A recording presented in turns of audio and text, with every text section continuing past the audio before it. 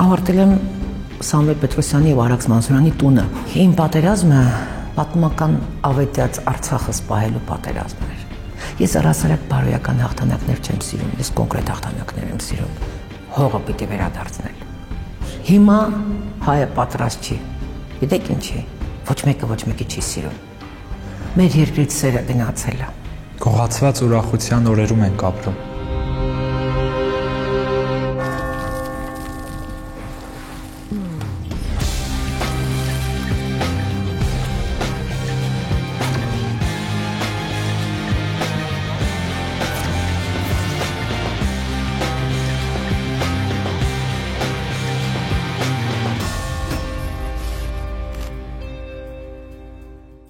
Մինչ նկարահանումը սկսելը մենք զրուցում էինք Արևմտյան Հայաստանի մասին ու երկուսս էլ հիշում էինք, թե ինչպես են գնացել, որտեղ ենք եղել Արևմտյան Հայաստանում, դե բնականաբար տպավորությունները միշտ շատ են։ Ու ամեն անգամ, երբ խոսում ենք երկրի մասին, չի կարող մեր գլխում ուղղակի չարձագանքել այսօրվա կեղծ մտայնությունները, կեղծ թեզերը, որոնք շրջանառվում են, կապված պատմական եւ իրական հայրենիքների բաժանման, պատմական հայրենիքը ուրանալու, Արևմտյան Հայաստանը արևելյան Թուրքիա անվանելու եւ այլն այս բոլոր խոսքերը, որոնք ողողում են մեդիան ու բնականաբար որևէ հայ մարդու հակազդեցությունն են առաջացնում։ Այնուամենայնիվ այսօր դուք ինքներդ ձեզ համար, ինքներդ ձեր գաղափարական տիրույթի համար, ձեր ընտանիքից ներս, որպես հայ մարդ, որպես մտավորական, որպես քաղաքական արվեստի գործիչ, ինչպես եք վերլուծում պատմական հայրենիքը ինչ է այսօր եւ ինչ է լինելու վաղը։ Այնպես է ստացվել, որ պատմական հայրենիքիս, այսինքն մեծ հայքիս 3 ճյուղ էր, առաջ գլուխ էի գովում, թե 3 ճյուղն է, դա պապս է Էրզրումցի, մյուս պապս Տիգրանակերտցի եւ մի տատս Մարաշցի։ Հիմա այս ցուցակին ավելացավ նաեւ իմ Արցախցի տատը, 4-րդ։ Ուզում եմ ասել, երբ որ այն 3-ը միշտ պարտադիր եւ կարեւոր թեմա է եղել իմ տանը, այսինքն իմ գիտակից բոլոր երեկոները տատեկիս ձեռքը բռնած գնում էինք Ծիծեռնակաբերդ, ինքը շինարարների վրա էր ապրում, գնում էինք Ծիծեռնակաբերդ, ինքը իր աղոթքը ասում էր, ինձ էլ թվում էր, որ այն երգչախումբը, որ հնչում էր այդ երգչախմբային ֆանտաստիկ ստեղծագործությունները, ինձ թվում էր դա իմ ընտանիքի անդամներն են, որովհետև միշտ սարսափելի հարցասեր էի եւ տատիկիս խեղդում էի հարցերով, ինձ թվում էր, որ դա իմ ընտանիքի հենց տոհմս է երգում, այն տոհմս, որ Արևմտյան Հայաստանում է մնացել։ Հիմա այդ ցուցակին ավելացավ նաեւ Արցախը։ Երբ որ Արցախը ազատագրվեց, դա այնքան կարևոր ավյուն էր բոլոր նրանց համար, բոլոր հայրենակիցներիս համար, ովքեր ապրում էին երկրի վերադարձի երազանքով։ Արցախը ազատագրվեց եւ գիտենք, որ հաջորդն էլ է գալու։ Հիմա միայն անհայրենիք, անաստված, անծագում տեսակը կարող է վերաբերվել այդպես պատմական անքննելի փաստերին, աքսիոմի պես ճշգրիտ մեծ հայք, այսինքն դուք լուրջ կռվում եք կռիվ եք տալիս Բյուզանդիայի հետ, կռիվ եք տալիս բոլոր այն պատմական հին ազգերի հետ, ովքեր որ գոնե իրենց պատմության էջերում նշում են հայոց թագավորությունը, Կոլիզեի վրա կա քարտեզը, այսինքն ոնց կարելի է այդքան մեղքերով ապրել, հանգիստ ապրել։ Ու մենք շատ զգացմունքային ենք, երբեմն այդ զգացմունքայինությունը դրսևորվում է նրանում, որ շատ արագ ոգևորվելով, շատ արագ նաև հաղթանակից հետո հղբանալով ու սպառելով այդ հաղթանակը, ուղղակի մաշելով այդ հաղթանակը, մսխելով այդ հաղթանակի բոլոր պտուղները, միևնույն ժամանակ պարտությունից հետո էլ շատ արագ հուսալքվում ու թևաթափվում ենք ու թվում է անդադար այդ ծայրահեղ էմոցիոնալ պիկերը մեզ խանգարում են, թեև ես չեմ սիրում իհարկե հայերին հրեաների հետ համեմատելու այդ տենդենսը, բայց տեսեք, թե ինչպես 1860 տարի հրեաները սպասեցին Երուսաղեմի վերադարձին ու 70 թվականին են Երուսաղեմը կորցրել, միայն 1948-ին վերագտել։ Գուցե մեր հազարամյակը դեռ առջևում է։ Պաղեստինն են ոչնչացնում։ Ես Պաղեստինի կադրերը, որ տեսնում եմ այդ երեխեքին, ես նույն ցավն եմ ապրում, ինչ որ շրջափակման մեջ ապրող իմ արցախցիներն էին, որոնց հետ ես անդադ հեռախոսային կապի մեջ էի, ես տեսնում եմ այդ սովյալ եւ արժանապատիվ, որովհետեւ երբ որ հողիդ վրա ես, ամեն ինչ հաղթահարելի է։ Հիմա այն խեղճերը, որ տեսնում եմ ինչ վիճակում են, ուղղակի տեղս չեմ գտնում։ Բոլոր պատերազմները շատ վատ բան է։ Բարձր պատերազմը շատ վատ բան է։ Շատ վատ բան է։ Իմ պատերազմը, իմ երկրի, իմ տեսակի պատերազմը, դա պատմական ավետյաց Արցախը սպահելու պատերազմն էր, որը պատմականորեն մերն է եւ 2000 տարվա մեջ առաջին անգամ առանց հայի է։ Ես այնքան լավ դրամատրությամբ եմ եկել ձեզ մոտ այսօր, ուզում եմ երկերից խոսենք, թե լուծումներ ինչպիսին կարող է լինել, ինչը կարող է տանել որևէ լուծման, որովհետև այն ինչ ասացի, գիտենք։ Եվ ապրում ենք այդ ցավով։ Այո, շատ է խոսվում ցավի մասին, բայց միևնույն ժամանակ հենց այդ էմոցիոնալ ծայրահեղությունների դրսևորումն է, որ հիմա մենք շատ հաճախ արձանագրում ենք մեր թևաթափած լինելը ու հայոց գալիք հաղթանակի տեսիլքը կարծես շատ անորոշ ու մշուշոտ է։ Ինչն է օգնում ձեզ չկոտրվել, ինչն է օգնում ձեզ հաղթահարել վերջին տարիների ընթացքում մի քանի մեծ հարձակումներ, սկզբում անձնական, հետո անանձնական, հետո կորուստ եւ այդ կորուստները բնականաբար տարբեր շերտերում են ու դուք կարողանում եք ինչ որ յուրահատուկ ուժով հավաքվել ու ինչպես մի քիչ առաջ զրուցում էինք ասիկ, ձեր տեսակի թշնամիներին չտալ հաճույքը տեսնելու ձեզ կոտրված։ Դա շատ կարևոր բան է, դա ուժ է տալիս, որպեսզի իսկապես որևէ մեկը չտեսնի թուլացած, չտեսնի թևաթափ եւ այլն, բայց առաջին գործոնը 18 թիվը եւ այդ շուշանատյացությունը որ կար, դե գիտեք, չեմ կարող ասել, որ դա շատ հաճելի բան է։ Իհարկե դա հաճ բան է, դա վատ բան է, դա դառն է, դա դրամա է, ողբերգություն է, հա, որ երբ որ փորձում ենք ես որպես մարդ ոչնչացնել, ցույց տալ այլ լույսով, որը քո հետ որևէ աղերս չունի, քո ներքինի, քո աշխարհայացի, քո ապրելու հետ կապ չունեցող ինչ որ սխալ բաներ են։ Հետո ավելի հմտացա, այսինքն հասկացա, իսկ ովքեր են դատավորները, մի հատ նայեք, նկարները նայեք, որևէ մեկը իրական չի, իրականներն էլ մոլորվածներ են, որոնց ես չեմ որ պիտի դատեմ, իրենց տրված է մեծ Գրիբոյեդովն է, չէ՞ ասում, ասուտի տկտո, այո։ Տեսնում ես, որ կեղծ օգտատերեր են մարդիկ, ովքեր իրենց հանապազորյա հացի գումարը վաստակում են զազրախոսելով, անիծելով, հայոյելով, մեղքի մեջ կորած են։ Իրենք թող մտածեն։ Ինչպես եմ ես ապրել եւ ինչպես եմ թալանել, Աստված գիտի։ Գիտեն մարդիկ, որ իմ կողքին են, եւ իմ թալանածի արդյունքը ցավոք սրտի այսօր Արցախում է, դա մեծ շատ մասշտաբային աշխատանքներ են, որ արվել են եւ այդ ամեն ինչը հեչ հողն է կարևոր,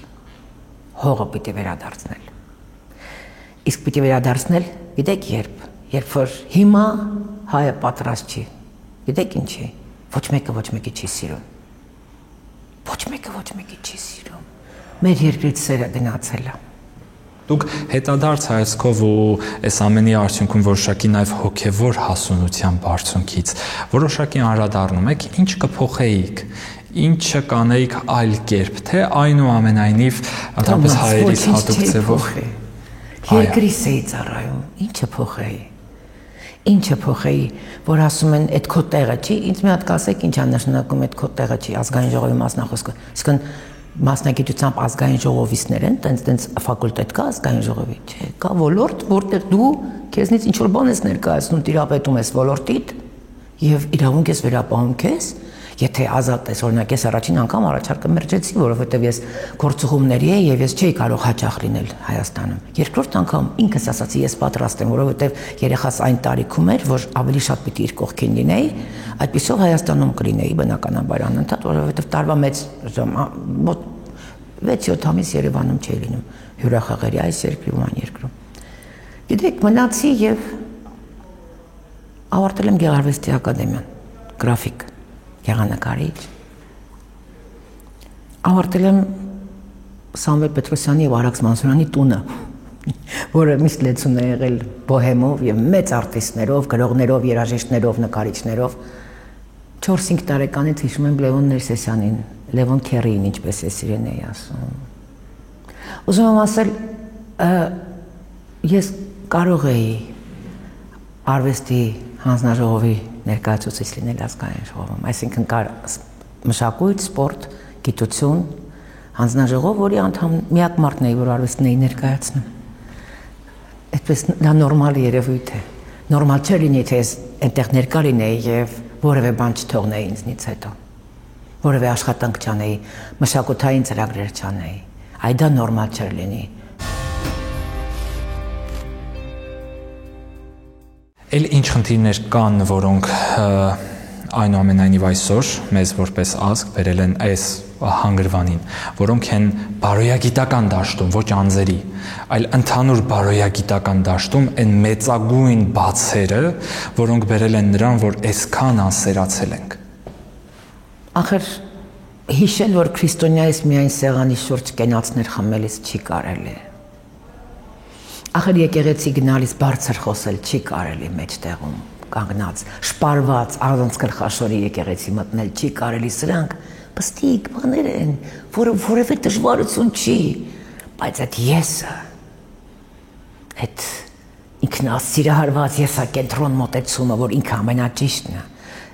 վերջերս մի հատ ուխտագնացության էինք գնացել ընկերներով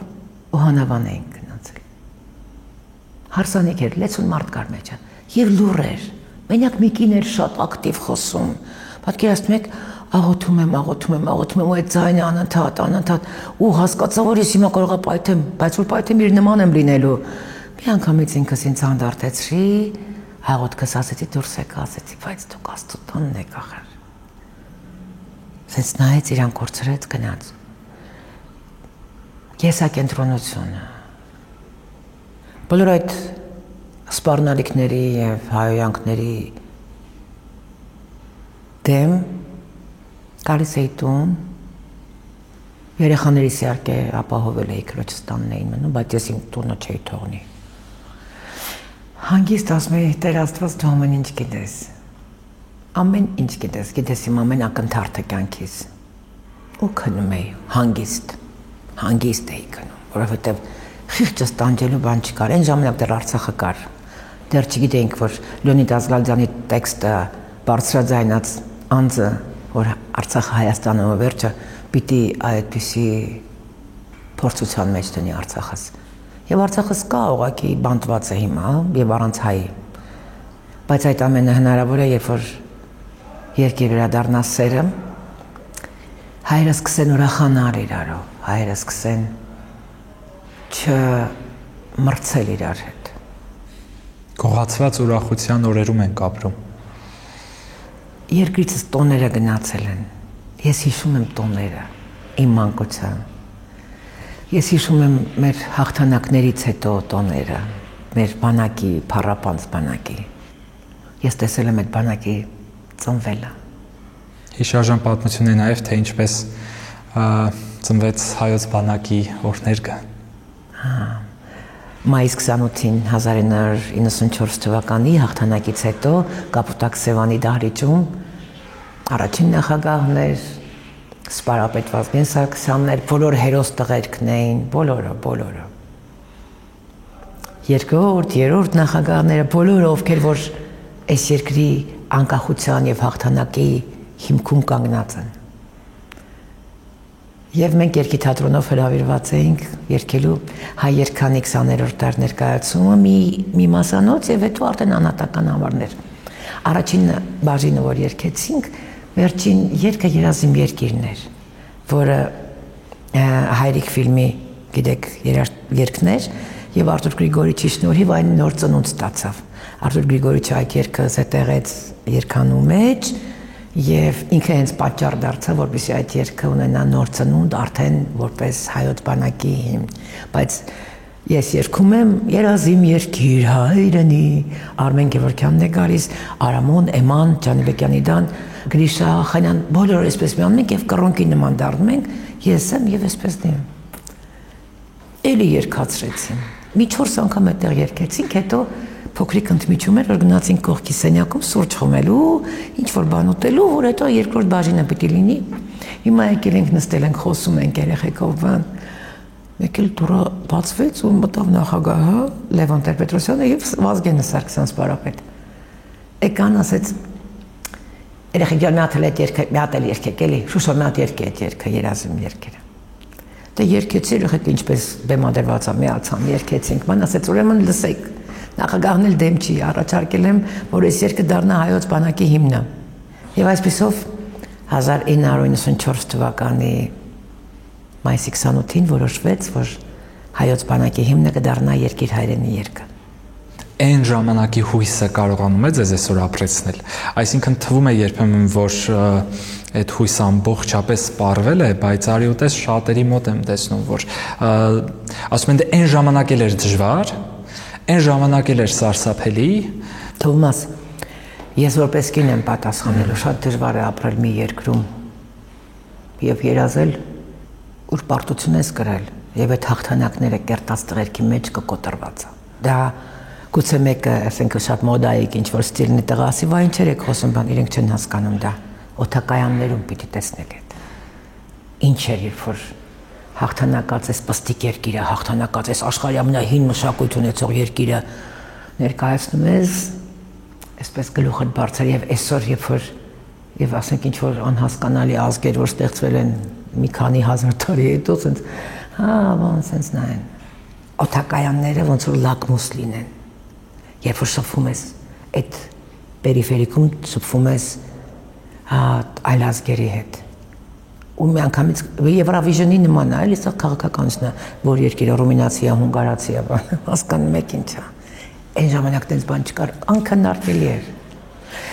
Այո, ինքնաբավությունը շատ ված բան է։ Եվ այդ հաղթանակները, որ եղան առաջին պատերազմից հետո, քարորիայից հետո, թեպետ քարորիայից հետո բավական զգոնություն վերադարձավ, բայց մինչև քարորյան այդ ինքնաբավությունը ես բարձրաձայնել եմ բազմիցս ազգային ժողովում, որ ինքնաբավությունը լավ բան չի, որովհետև եթե միշտ ուզում ես այդ հաղթանակացի ստատուսը ունենաս, պետք է միշտ պատրաստ լինես պատերազմի, եւ մենք միշտ պատրաստ ենք եղել պատերազմի, վկա եմ քարորիայում գոնե ես տեսել եմ այդ ամեն ինչը, հետո արդեն Արցախում սկսեցի համագործակցել նաեւ բանակի հետ, հետո արգելք եղավ Հայաստանից արդեն 19 թվականին, որ ես որևէ ձևով չաջակցեմ ԲԲ-ին, բայց ես միևնույն է շարունակում էի իմ օգնությունը եւ շարունակել եմ իդեպ մինչեւ նոյեմբերի 29 շրջափակումը սկսելուց 15 օր առաջ եւ պատիվ ունեմ։ Գերդաստանն է, հա, ուղղակի լուսավոր չի, այդ շարավիղն է կտրվել ու հայոց եկեղեցու համար շատ մեծ ցավ էր դա եւ մյուս կողմից էլ կորցրել ես թագավորությունը։ Շատ սարսափելի պայմաններում։ Բայց եկեղեցին միևնույն է մնաց։ Միևնույն է մնաց։ Երբեմն ու նաև հենց այդ փուլում արվեստի մշակույթի ուժով եւ ես միշտ հիշեցնում եմ, որ Մեսրոպ Մաշտոցը բացի հոգեվորական լինելուց ինքը զինվորական էր եւ եթե մենք նայենք Մեսրոպ Մաշտոցի գործունեությանը այդ զինվորականի տեսանկյունից այդտեղ լիքը նոր բաներ են բացվում։ Ուրախությունից ես էլ ունեմ այդպիսի ընկերներ, մեկ արդեն լուսահոգի, ավաղ, որոնք որ նաև զինվոր են եղել։ Խենթանալիք բան է, երբ որ ոգին եւ հոգին իրար հետ են դինում։ Լույսը որ տեսել ես, որ գիտես այդ լույսի խորհուրդը եւ նաեւ ոգի ունես, որ կարող ես քո զինվոր ընկերների կողքին լինել, խենթանալիք։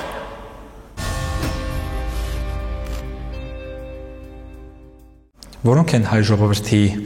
ամենադրական հատկանիշներն այսօր, ոչ թե պատմականորեն, այլ այսօր մեր ազգի, այո, այս դժվարությունների միջով անցնող ու ոչ միանշանակ որոշումներ կայացնող, բայց դուք շատ եք ճամփորդել ու տեսել եք նաև լիքը ուրիշ ազգերի։ Այ համեմատության մեջ մենք ինչ դրական կողմերով ենք աչքի ընկնում, տպավորություն չստեղծվի, որ միայն բացասական է։ Իհարկե։ Շատ դժվարությամբ եմ ասում այսօր։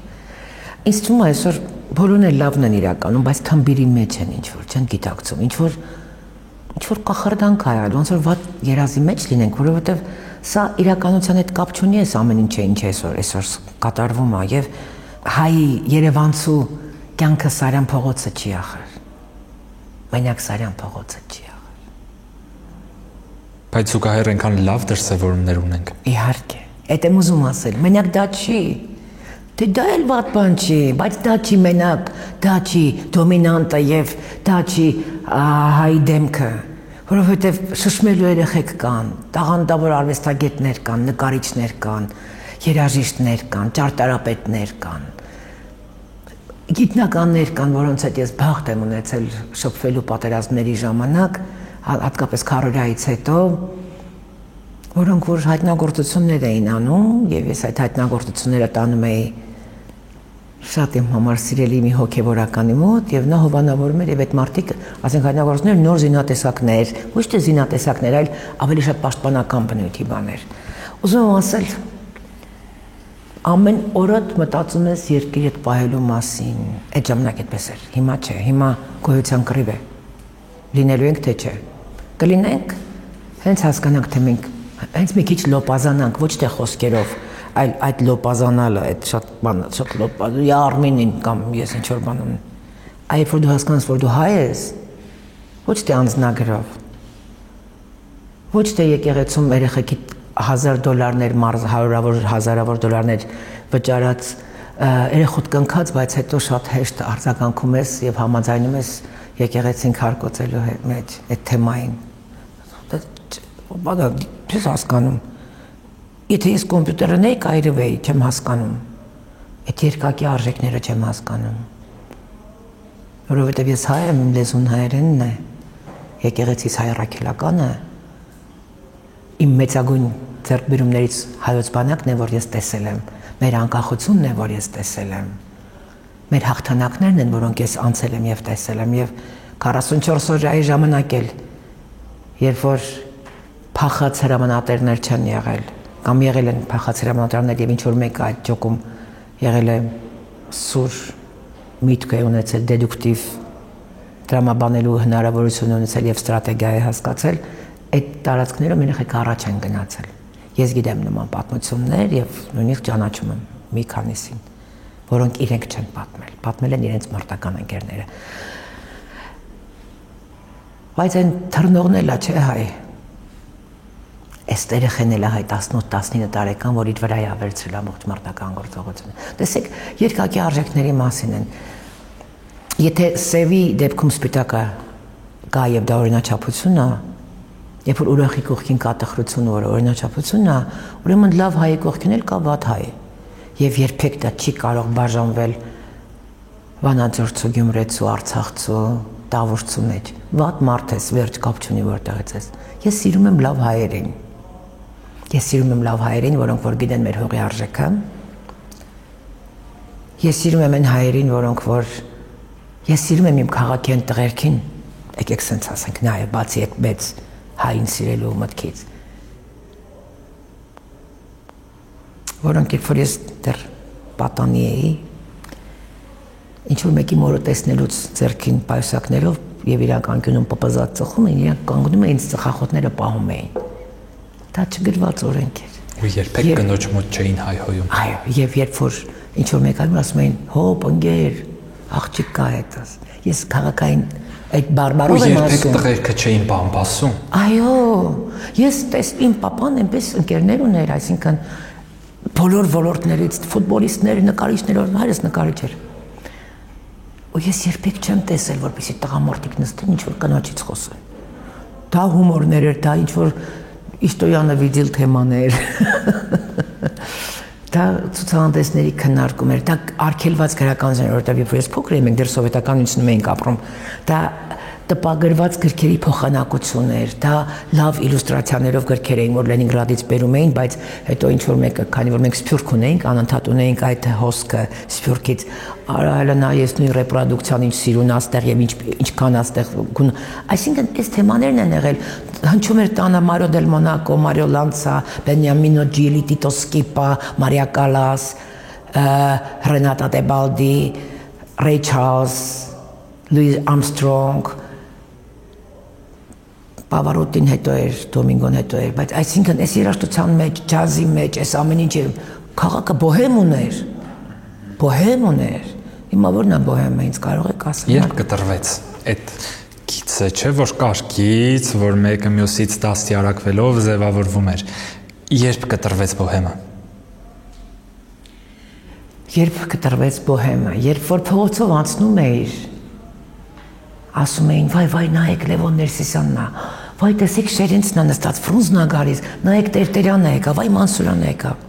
Դա փոխվեց շատ կտրուկ։ Վայ, աղջի հələ նայես 2800 համար, այս այն ինչի ախրաննիկի մեքենան է։ Վայ, մի հատ նայես, այն ինչի ախրաննիկ։ TikToker-ներ, Դա այն ժամանակ չկար TikToker։ Չէ, արդեն հիմա այն ժամանակ չկար TikTok։ Արժե համակարգի խեղաթյուրում եկեղեցի երբ որ սկսեցին գնալ կոլեկտիվով։ Չգնաք եկեղեցի։ Դու գնում ես այնտեղ ինչի համար կոլեկտիվով, պիկնիկի եք գնում, ինչ եք անում։ Գնա աղոտ կտասը մի հատ անկյուն մտի, որ քեզ ոչ մեկ չտեսնի, աղոտ կտասը, որտեվ տենց է կապը, որտեվ կոլեկտիվով չեն գնում եկեղեցի, կարող ես հարսանյաց հանդիսության լինել ներկա, պսակադրության, կարող ես կնունքի ներկա լինել, բայց կոլեկտիվով չեն գնում, հետո գնան միտեղ նստեն, բամբասեն, ես ինչ է, ոնց ասենց ապրվում, այդ երկակի բանն է, ուզում ասել, ես հային սիրում եմ, բայց ես լավ հային եմ սիրում։ Շատ բարդ ու տարբեր կողմներից այսպես խնդիրների մասին խոսեցինք, կարծես մի դիսկուրս էր մեր բժիշկի հետ զրուցում ենք այդ օրգանիզմի խնդիրների մասին, որ շատ են, որոնք երբեմն տեսանելի չեն, երբեմն շատ սուր աչք է պետք որոշ խնդիրներ տեսնել, իսկ որոշ խնդիրներ այնքան ծծուն են, որ արդեն սարսափելի վտանգավորության աստիճանի խորացել են այդ հիվանդությունները ու դժվար է պատկերացնել, թե ոնց է սրանց կտրել, գցել ու բուժելու, այսինքն երբեմն թվում է, որ բուժելու շանսն էլ ենք արդեն կորցնում, որովհետև այո, պետությունը օրգանիզմ է, բավականին բարդ օրգանիզմ։ Եվ այ խոսելով սպեղանիներից, այո, սպեղանին միշտ կա։ Երաժշտությունը ինչ սպեղանի է եւ ինչ ազդեցություն կարող է օրգանիզմի վրա ունենալ։ Ու արդյոք երաժշտությունը սպեղանի է։ Արվեստը ավելի շատ բուժող է, թե հիվանդության այդ վերհանող ու դիագնոզը տվող, որովհետեւ սպեղանի է երաժշտությունը, որովհետեւ եթե այն լսելով կարող ես վեր կանալ եւ հոգսերդ, հոգսաշատ օրդ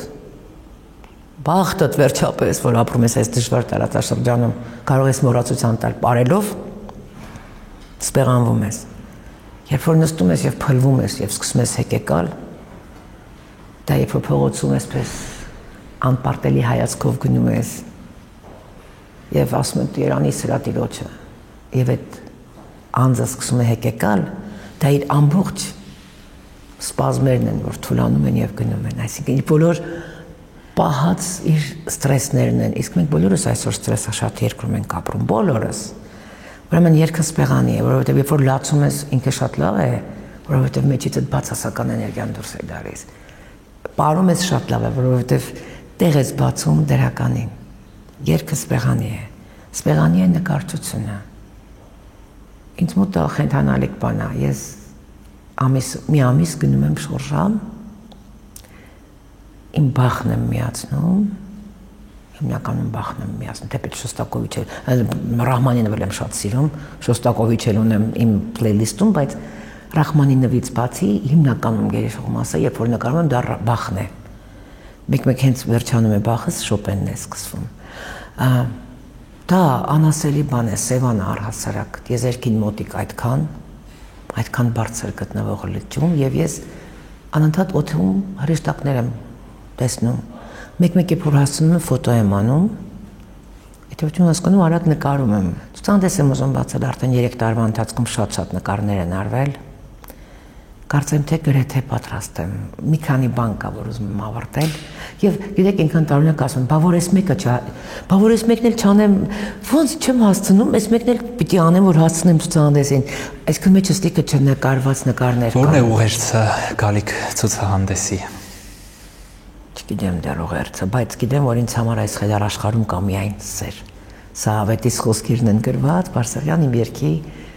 ինձ համար այս խելար աշխարհում կա միայն սեր։ Սերը բոլոր հարցերի պատասխանն է։ Ներելու, հաղթելու, պարտությունը արժանապատիվ ընդունելու եւ պատրաստվելու հաջորդ հաղթանակին։ Որովհետեւ մենակ չես, երբ որ սիրում ես։ Այն ավելի ուժեղ է, երբ այն լինում է երկկողմանի, այսինքն մենակ դու չես սիրում, որովհետև երբ որ մենակ սիրում ես եւ անդադ քարկոծում ես, վերջում մարտիրոսվում ես, որովհետև միևնույն Աստված տեսնում է, որ դու գիտես սիրել, բայց ես հաղթանակներ եմ ուզում։ Ես առասարակ բարոյական հաղթանակներ չեմ սիրում, ես կոնկրետ հաղթանակներ եմ սիրում։ Իսկ այդ կոնկրետ հաղթանակներին հասնելու համար պիտի այս թմբերից դուրս գան։ Սիրո ապահովության ամենամեծ խաղաղության ժամանակաշրջանը մեր կյանքում մանկությունն է։ Ու շատ հաճախ կարծում եմ այս դժվարին օրերին մտքով դեպի մանկություն թռչելը շատ կարևոր կետ է ներդաշնակություն վերագտնելու, հավասարակշիռ մնալու հարցում։ Դուք գնում եք մտքով դեպի մանկություն ու եթե այսօր հնարավորություն ունենայիք հանդիպելու ձեզ 10-ամյա հասակում, ինչ խորհուրդ կտայիք։ Խորհուրդ չի տա, կբերեիք վազեվազ իմ ամենասիրած Բոտիչելլիի գիրքը, որ նվեր եմ ստացել հայրիկիցս, երբ 2 տարեկան էի։ Բոտիչելլիի գիրքը, մամային կխնդրեի, որ ձայնապնակը միացներ Հենդելի ու ձեզ համար բալետ կպարեի։ Դա իմ մանկությունն է։ Շնորհակալ եմ շատ այս զրույցի համար։ Սիրով։